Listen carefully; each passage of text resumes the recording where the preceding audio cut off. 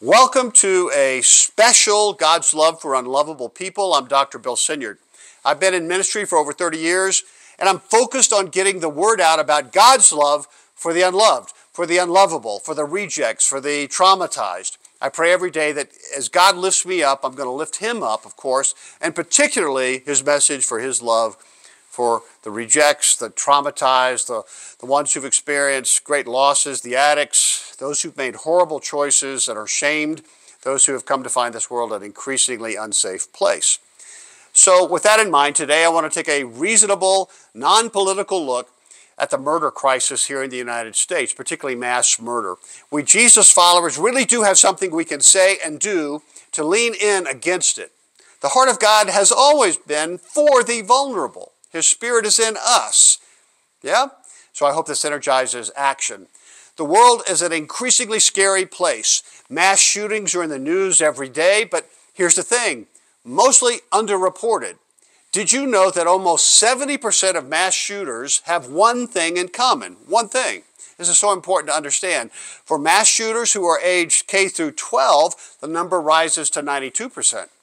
9 out of 10 of our children, teens and tweens, shared this. For college students who engage in mass shootings, the numbers hit 100%. Every one of them had this in mind. What is it?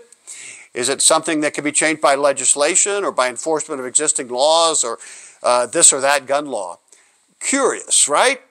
Stick with us to find the answer to that question. And why is this important? Because we can begin to lean against this far more than we do now. Make sure that you intentionally subscribe to this YouTube channel to get updates on other important topics for Jesus followers. We'll be talking about long COVID and some other important social things. I also want to hear what you think about this social crisis. Was this helpful? How so? Do you agree? Do you disagree? Let me know. Bill at gospel-app.com.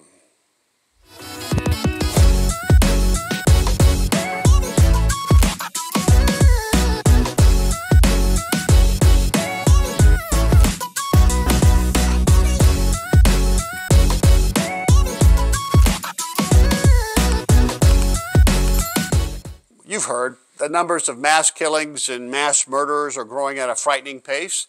There were on average 29 mass killings per year between 2019 to 2022. Mass killings are those incidents where 4 or more people were actually killed. We're on pace in 2023 to hit 60, twice as many. As of May 7th this year, there have been 202 mass shootings. Those incidents where at least 4 people were injured or killed by firearms.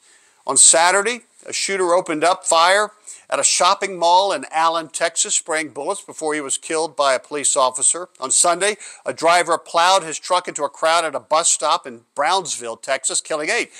These were the 22nd and 23rd U.S. mass killings in 2023, setting the pace for that very dark record. In Dadeville, Alabama, 4 young people were killed and 32 others wounded at a girls' Sweet 16 party. 3 people were arrested on murder charges. In Louisville, a bank employee murdered 5 people inside a bank while live streaming the tragedy. Over a third of mass shootings happen in workplaces, by the way. These have become weekly, even daily occurrences. The usual cries go up from the usual suspects. Some want to further limit access to certain weapons and firearms. Others want to emphasize mental health concerns. Still others want to minimize talk about mental health concerns because it creates a stigma to other mental health sufferers. Some want to train and equip police officers to better do conflict management skills. Yeah, look, these are complicated, important dialogues that reasonable people can have and should have and come up with common sense changes. But here's something I think that we're going to be talking about that will make a bigger difference long term over the next 10 to 15 years. Here's the data. The National Institute of Justice, NIJ, released their comprehensive 2022 report, Public Mass Shootings, Database amasses details of a half-century of U.S. mass shootings with firearms, generating psychosocial histories, 1966 to 2019. So this study was a long one, spanned 50 years. Of the 172 individuals who engaged in public mass shootings covered in the 50-year database, 97.7% were male, so it's mainly a male thing. Ages range from 11 to 70 with the mean age of 34.1. I was surprised that it was that old. I would have thought it had been in the 20s. Those shooting were 52 majority white, 21% black, 8% Latino, and the rest scattered between Asian, Middle Eastern, and Native American. Before I answer the lead tease, I want to mention another data point that is very significant, and it just makes sense. The NIJ study found that most individuals who perpetrated mass shootings had prior criminal records, almost two-thirds, and a history of violence, including 28% of them were involved in domestic violence cases. Two-thirds of the mass shooters had histories of violence. Almost all of them had experienced childhood abuse, neglect, violence, or trauma, what we call adverse childhood experiences, or ACEs. And they would have been described as suffering from PTSD. Isn't that interesting? I guess that makes sense, right? In one scientific study, the researchers found evidence of a cycle of violence among individuals with childhood maltreatment histories, ACEs. So childhood abuse, neglect, exposure to substance abuse in the home, violence, increased the risk of adulthood crime significantly, almost straight line, by promoting within that child antisocial behavior during childhood and adolescence. Those who became adults then, who were maltreated as children, were more likely to perpetrate sexual and physical intimate partner violence compared to non-maltreated peers. Here's one FBI reporter. Exposure of children to stressful or traumatic events, including abuse, neglect, drug abuse, household dysfunction, such as witnessing domestic violence or growing up with a family member who has substance abuse disorders, has a direct correlation to increased propensity for drug abuse and violence as adults. It continues, 90% of juvenile offenders in the United States have experienced some sort of traumatic event in childhood, 90%. And up to 30% of justice-involved American youth meet the criteria for PTSD due to trauma experienced due to childhood. Wow, they go on. Every day, youths in certain locations either witness or participate in murders, homicides, rapes, assaults, or other violent actions. Opportunities abound for informed, responsible, and caring adults to recognize children in at-risk environments and provide leadership, guidance, and other help to mitigate the detrimental effects of ACEs. So what am I saying? If there is an increase in societal violence today, we can draw a clear line to 10 to 15 years ago to families who were not providing safe, loving, and secure environment. Not just families, but neighbors and societies, cultures. And not all families, of course, certainly no family wants to have maltreated children with ACEs, but the data points to needs for improvements, things that can be done. And certainly all families can lean into doing this better. Even in neighborhoods that are rife with violence, there are skills that parents and caretakers can take advantage of to lean into the creation of a more safe space, a little or a lot. And it will make a difference in 10 years, in a dozen years, in 20 years. And government policy, I'm just suggesting, should be to prioritize such at-risk neighborhoods to begin to change things at the 0 to 2-year-old infant level. What we do today for our toddlers will be reflected in 10 years, 15, and 20 years. So back to the data. Almost two-thirds of mass shooters were violent criminals with criminal records. So, man, we should get people at the table, and who should be there? Well, certainly representatives from the justice system should be there. Those who are open to reasonable, smart reforms in our courts and jails and prisons. Look, there's an identity crisis in our justice system. What are we going to be about? Are we about punishing criminals, including bringing justice to the victims?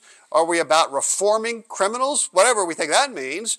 Or are we trying to make the rest of society safe by potentially removing violent people from the streets? I mean, all three of those things are reasonable, but which one of those things are we investing in, prioritizing? It's complicated, and I get it. It's strangled by infinite layers of bureaucracy and politics and racism, corruption, no doubt. Look, we should be teaching convicted criminals, right, because they're the ones we have access to, skills. relevant skills, techniques, so that they can individually begin to forgive all of the past injustices, the things that are triggering a lot of the violence. See, very few violent offenders I've found have been taught or even given the right skills to begin the process of forgiving. No judgment, it's how our brain works. We need those skills, we need the tools. That's one of the reasons we created the Forgiving Path, to help out all adults and all teens to help to begin to better process those past unresolved wounds that just they're difficult, they're deeply rooted, unresolved hurts, increased propensity for drug use, for other addictions, for violence to others and to self, the inability to comfortably enter healthy relationships and communities, and other health issues such as depression. We put the Forgiving Path online, forgivingpath.com, so that so many people could access it. And here are the average results of the over 1,000 participants who have gone through just one 3-hour pass through the online lessons. There was a 21% reduction in their desire to avoid, to not think about the person or institution who hurt them. There was a 20% reduction in revenge, the desire for revenge. That's amazing. Think of that. Think of the difference that would make. There's a 38% increase in feelings of benevolence and empathy for the person who hurt you. And we're never going to say you should just choose to be benevolent. That's absurd. And a 78%, this is a big deal, almost 80% increase in your experience of justice for the crime that was committed against you. That's the linchpin. Look, I get it if you're in jail or prison, you can't use internet. There's also a workbook called Can't Forgive. You can access that at gospel-app.com. It covers the same material. If you can use the internet and go through the Forgiving Path, please do. But look, I've never met a violent offender or an addict, a chronic addict, that won't point to some event, chronic series of hurtful events that they just can't get rid of, that to some degree or another is driving their behavior, is injecting anger and rage, or hindering their recovery. Churches, the Forgiving Path is a sophisticated biblical tool that's so useful to teach Christians how to biblically forgive.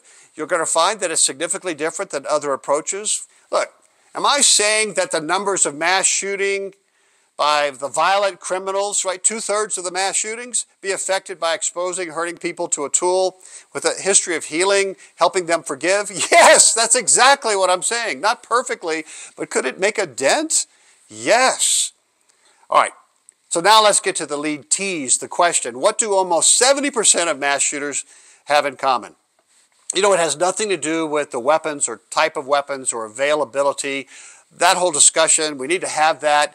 It needs to be depoliticized. Here's the NIJ report. 77% of the mass shooters used handguns. Quarter used assault rifles in commission of their crimes. Of the known mass shooting cases, again, 3/4 of those who engaged in mass shootings purchased at least some of their guns legally. And illegal purchases were only made 13% of the time. I think that means that some of the gun laws are working, at least it appears to be. In cases involving young age school shooting, the shooters were K through 12, over 80% of the individuals engaged actually had used guns they stole from their family members. I think we can really make a dent in that, right? Look, it's all complicated. Me personally, I favor state age requirements for automatic weapons. It just makes sense to me. You can convince me otherwise. Bill at gospel-app.com. And here's another one. I also support holding parents responsible somehow for not protecting their weapons from their children, right? If 80% of the K through 12 shooters got weapons from their parents, I think we can make a dent in that, right? That seems to be low-hanging fruit that has immediate remedy. But, okay, here we go. What do 70% of mass shooters have in common? Here we go. Drum roll. They're suicidal. So many mass shootings are really death by cop. 9 out of 10 teens and all young adult mass shooters were suicidal. You know what? Suicidality is not usually included in the technical mental illness categories, for instance, such as psychosis. Only 10% of shooters were actually diagnosed with psychosis. Psychosis is a symptom. Individuals experiencing psychosis may have trouble distinguishing which of their perceptions and thoughts are real and which are not. They see, hear, and smell and believe things that the rest of us just don't, right? And so only 10% of the mass shooters were indeed diagnosed with psychosis. One of the lines we hear quite a bit is that they weren't caused by mental illness. And I think they're talking about these very, very narrow things such as psychosis. But listen, according to the NIJ study, all of the public mass shooters were emotionally, relationally troubled. They had personal trauma that was driving them. They were almost always in a state of crisis at the time of the shooting. And again, I want to focus back again on their healthy family of origins or lack of health. If we want to reduce the number of teen and young adults who are doing death by cop suicide in 10 years from now, 15 years from now, we need to start by getting better child care skills for parents for their infants now. There are clear links to suicide ideation propensity to early childhood ACEs, right? ACEs such as abuse, neglect, exposure to violence, substance abuse in early childhood, right? 0 to 3, 0 to 4. That has been linked, directly linked to underdeveloped executive functioning, the ability to think through, process stress, and a distorted physiologic stress response, meaning I can't change my reaction, physical, mental, behavioral health disorders, reduced life expectancy, suicide ideation, adult depression, suicidality, substance abuse. ACEs, early childhood ACEs, have been associated with markers of diminished life opportunity, meaning reduced education, reduced employment and income. It affects all of those things, which are also associated with depression and suicide. They are certainly contributing factors to many and perhaps most mass shootings. Right? So what parents are doing today with their children is going to affect mass shootings in 10 years, and 15 years, and 20 years. And the link is so solid, I can say that if we promote strategies and approaches that assure that all children, all families, no matter what your race, sex, socioeconomic context, have access to safe, stable, nurturing relationships and environments, and have an expanded toolbox how parents can attune with their infants and toddlers in particular, 0 to 3 years, we should have fewer mass shootings in 10 years, particularly suicide by cops. From a social policy perspective, that would include local access to food, shelter, security, quality child care and education early in life, a widening of those parental skills that promote the child's early sense of safety, enoughness, and connectedness, particularly in the 0 to 2-year-old window. I am such a big proponent of attachment theory. Did you know that if 30%, 3 out of 10, of a young parent's or caregiver's interaction with their infant was attunement, the child, all other things equal, would enter their next stage of life more secure, meaning happier, more able to make friends and be successful in school, more willing to explore the world, less depressed, less reactionary, less suicidal, less violent. Yeah?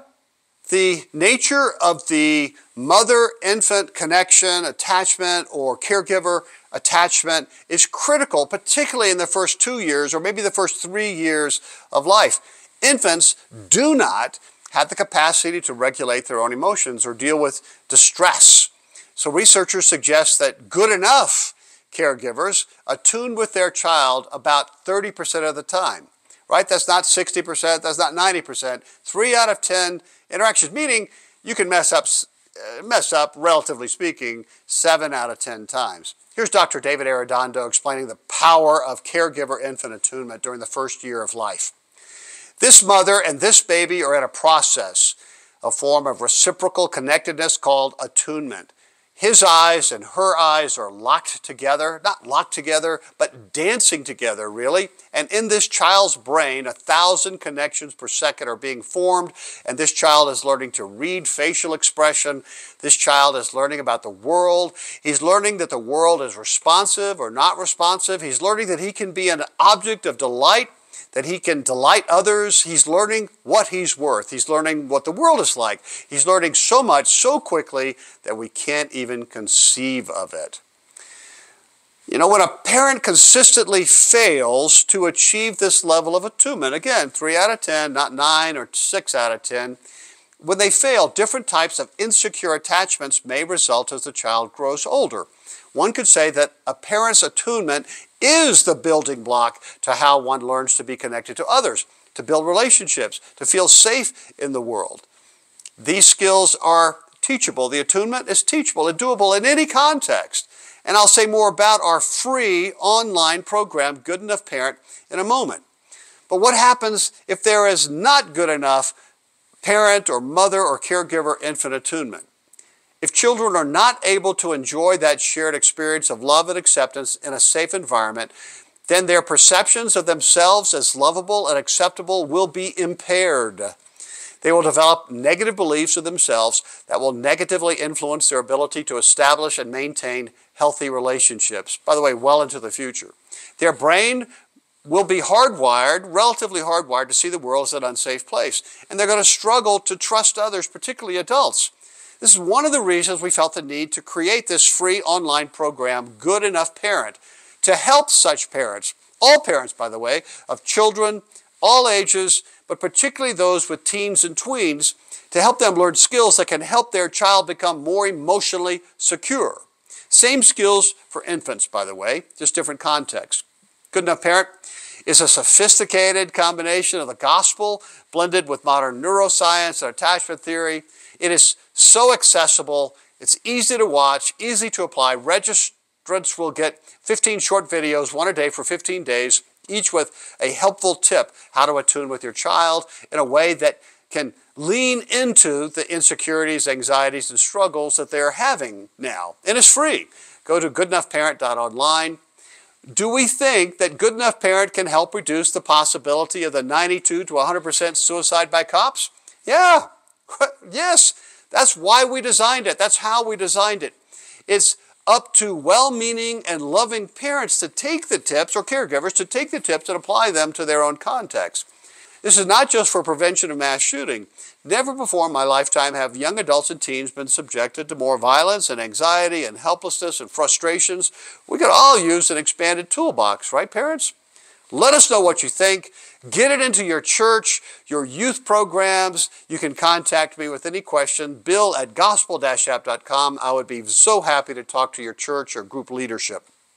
Hey, help us get the word out about these things. Share this YouTube video with a couple of others. They will thank you. Make sure that you subscribe, right? That lets us know if we're scratching a real itch. Together we can turn the tide a little. Take heart, child of God.